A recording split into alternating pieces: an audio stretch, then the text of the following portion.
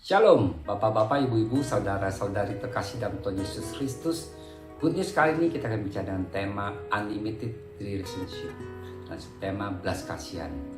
Ada seorang dalam perjalanan dari Yerusalem ke Yeriko dirampok dan dianiaya penyamun dan ditinggalkan di tengah jalan sampai setengah mati.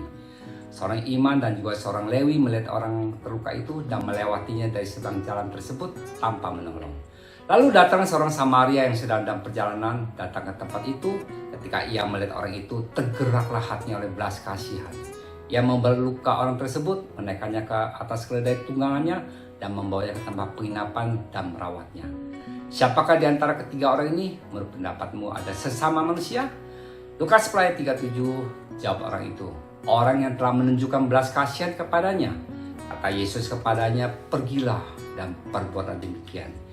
Di dunia ini yang semakin tidak peduli ini, kesaksian hidup kita sebagai orang percaya dan menunjukkan belas kasihan kepada orang-orang yang membutuhkan pertolongan, terutama di saat kritis. Antara kita penuh belas kasihan seperti Bapa kita yang penuh belas kasihan.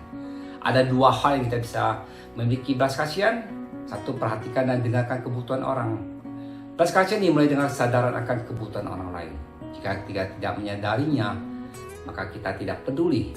Perlu kita sadari bahwa Tuhan Yesus telah berbelas kasihan kepada kita dengan menyerahkan nyawanya di atas kayu salib untuk menebus dosa kita.